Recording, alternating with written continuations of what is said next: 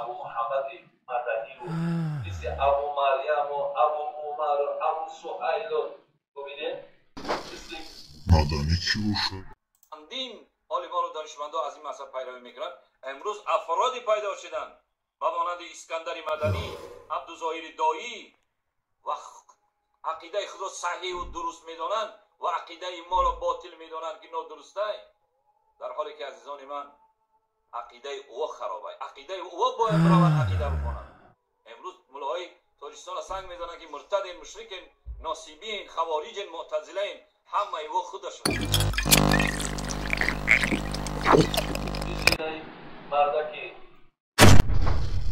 مدنی کی باشه؟ کی باشه که فتنه میکرده؟ کنی بینیم؟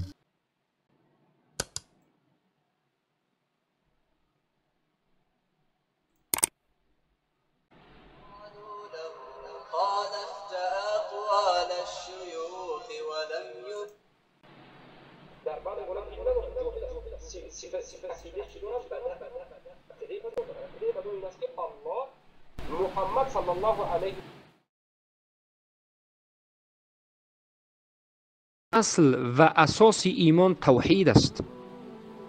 کفر بالطاغوت و ایمان به الله است و همین اصل ایمان کلمه شهادتین، کلمه التوحید، کلمه الاخلاص، کلمه التقوى، عروة الوثقى، لا اله الا الله است. هر کسی میخواهد که ایمانش حقیقی باشد، یقین داشته باشد، یقین یعنی مستحکم، یقین صادق در ایمانش باشد و منافق نباشد، شک و شبهه نداشته باشد، اخلاص داشته باشد و مشرک نباشد، دین را کاملا. ای حاجی میرزا و مولای بختری و دیگر بنان دنباها روتون سیاه، این مردک طالب علمای تهمت کردن، از الله نمیترسین شما؟